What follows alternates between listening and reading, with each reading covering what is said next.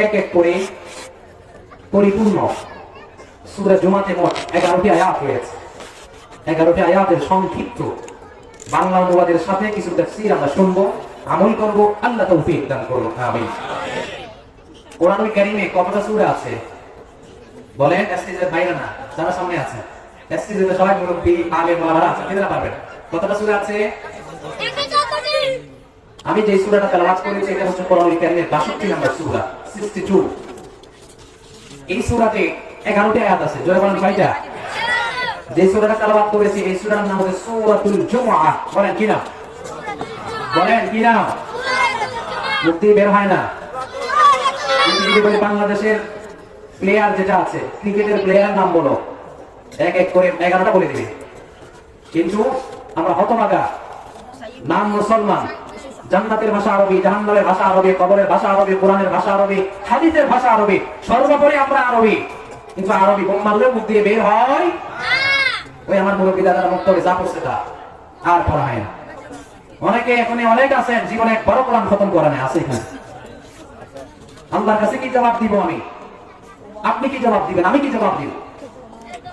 অতএব আরবি ভাষা সবাইকে শিখতে হবে ইনশাআল্লাহ। সেজন্য হয়তো হুজুর যখন তাফসীর করে বলে হুজুর শেষ করে তাড়াতাড়ি পিটাই প্যাকেট দিয়ে ভাগি, অথবা নামাজে যখন তেলাওয়াত শুরু হয় হুজুরকে বলে হুজুর এত লম্বা তেলাওয়াত কেন করেন? দরকার নেই। ওই যে আপনি বুঝেন না সেজন্য ভালো লাগে না। কিন্তু যারা বুঝে তারা বলে আরো করেন, কারণ কোরআন তেলাওয়াত শুনলে মুমিনদের ঈমান যিনি বৃদ্ধি করে দেয় তিনি কে? কোরআন তেলাওয়াত শুনে ফাযাদাতহুম ঈমানা, যারা মুমিন তাদের ঈমানকে আল্লাহ বৃদ্ধি করে দেয়। এজন্য মুমিনদের কোরআন তেলাওয়াত শুনলে ভালো লাগে, অমুসলিমদের কাফেরদের কোরআন তেলাওয়াত শুনলে বিরক্ত লাগে। চিৎকার করে বলেন ঠিক না ঠিক? কোরআনের মাহফিল মুসলমানদের ভালো লাগে, অমুসলিমদের খারাপ লাগে, ঠিক কি বলেন? যারা মুসলমান তাদের কাছে কোরআনের মাহফিল ভালো লাগার দরকার আছে না? কথা বলেন আছে না? এত বছর দীর্ঘ 16 থেকে 17 বছর কেটেছে কোরআনের তাফসীরুল কোরআন মাহফিল, এই নামের কোন তাফসীরুল কোরআন মাহফিল এই বাংলাদেশে অনুমতি ছাড়া করা যায় না, ঠিক কি বলেন? এখন এমন সময় আসছে অনুমতির দিন শেষ, এখন অনুমতি ছাড়াই মাহফিল হবে। তবে 31 নাইটের রাতে গানের কনসার্ট করতে গেলে পরে অনুমতি নেওয়া লাগবে, ঠিক কিনা বলে? আল্লাহর কোরআনের মাহফিল করতে গেলে অনুমতির প্রয়োজন। যারা আল্লাহর কোরআন মাহফিল এতদিন বানচাল করেছে এখন তাদেরকে আর খুঁজে পাওয়া যাচ্ছে না, সবগুলো পালাই গেছে, ঠিক কিনা বলে?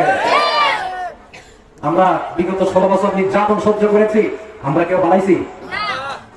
আমাদেরকে যারা রাজাকার বলে গালি দিত আমরা কেউই পাকিস্তানে পালিয়ে যাই নাই। আওয়াজ দিয়ে বলেন ঠিক না বেঠি? আপনাদের আওয়াজ নাই, মজা পাচ্ছি না, ঠিক না বেঠি? কেউ পালাই গেছি আমরা পাকিস্তানে। অতএব বোঝা গেছে বাংলাদেশে রাজাকার নাই। কথা বলে না? বাংলাদেশে পাকিস্তানি রাজাকার, বাংলাদেশে রাজাকার আছে হিন্দুস্তানের এবং ভারতের রাজাকার। কেন পাকিস্তানে কেউ পালাই গেছে? কই গেছে? কই? ভারতের রাজাকার ভারতে পালিয়ে গেছে, ঠিক কিনা বলে? রাজাকার চিনতে ভুল করেছি আমরা। এদেশে উৎপেতে ছিল ভারতীয় রাজাকার, এজন্য পাকিস্তানি রাজাকারদেরকে রাজাকার বলার আগে বাংলাদেশ মুক্ত, ভারতীয় রাজাকার মুক্ত বাংলাদেশ আমাদেরকে করতে হবে, ঠিক কিনা বলে? চতুর্মুখী রাজাকার আছে, সবগুলো ভারতীয় রাজাকার।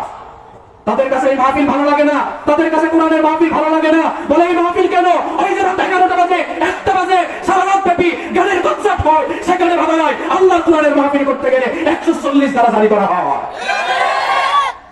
এই সমস্ত ভারতীয় রাজাকারদেরকে আমরা বলি বড়জন যেভাবে চলে গেছে ছোট জন চলে যান, ঠিক কিনা বলে?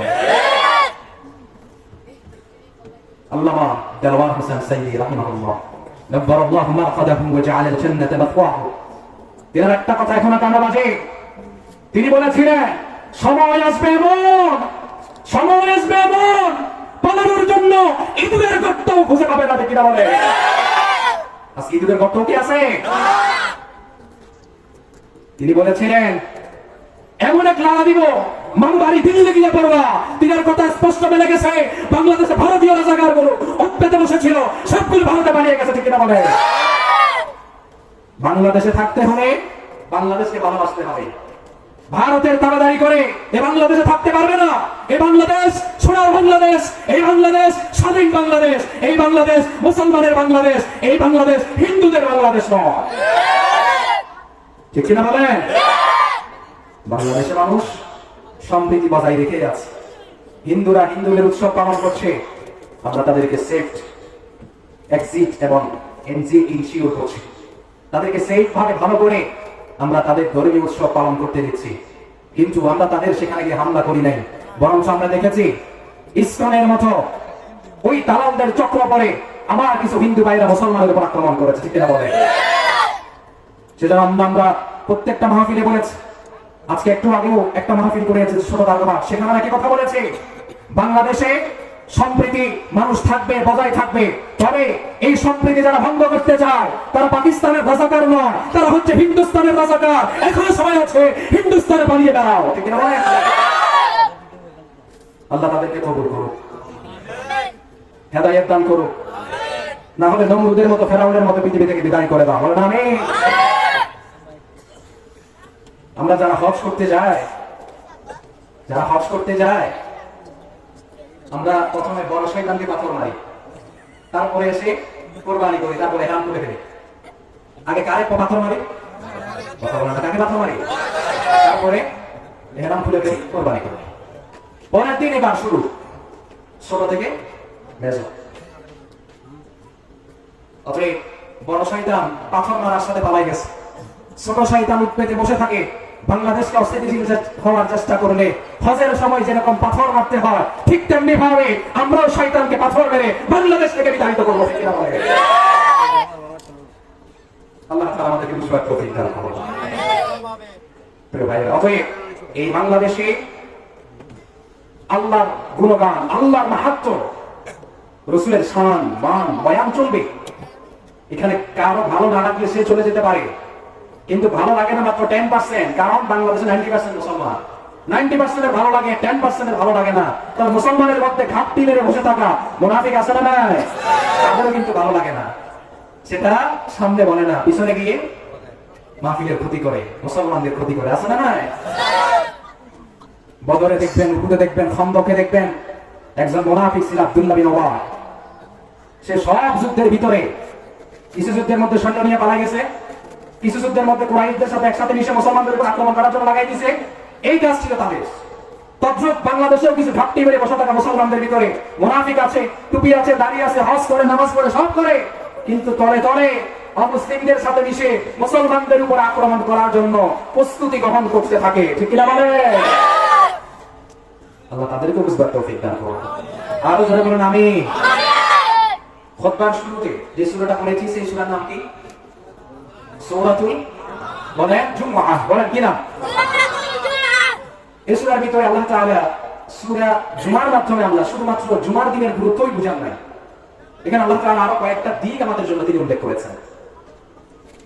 কোরআনুল কারীমের মধ্যে যেই সমস্ত সূরার শুরুতে ইউসাব্বিহু এসেছে অথবা সাব্বাহা এসেছে, সাব্বাহা ইউসাব্বিহু তাসবিহান, যে সূরার শুরুতে ইউসাব্বিহু অথবা সাব্বাহা, এই দুইটা শব্দ যে সূরার শুরুতে এসেছে, ওই সূরাগুলো বেশিরভাগই মাদানী সূরা। কোরআনুল কারীমের সূরাগুলো দুই ভাগে বিভক্ত। সূরা বলেন কয় ভাগে? একটা মাক্কি, একটা বলেন, একটা মাক্কি, একটা মাক্কি কাকে বলে তারপর একটা ডেফিনেশন আছে, সেটা মাকান অনুযায়ী অথবা মুখাতাব অনুযায়ী অথবা স্থান অনুযায়ী অথবা নাযিলের সময়কাল অনুযায়ী। মাক্কি সূরা যেগুলো আছে সেগুলোর মধ্যে রাসূল সাল্লাল্লাহু আলাইহি ওয়াসাল্লাম যখন এই মক্কাবাসীদেরকে ডাক দিতেন তখন বলতেন ইয়া আইয়ুহান নাস, এই মানুষ বলে ডাক দিতেন। আর মাদানী সূরা যেগুলো আছে এগুলোর মধ্যে বলতেন ইয়া আইয়ুহাল মুমিনুন, ইয়া আইয়ুহাল্লাযীনা আমানু, এইভাবে করে ডাক দিতেন। অতএব কোরআনুল কারীমের প্রশ্ন শুরু করেছেন ইয়া আইয়ুহান নাস, তার মানে মনে করেন যে কোন সময় নাযিল হয়েছে? মাক্কি, বলেন কোন জীবনে?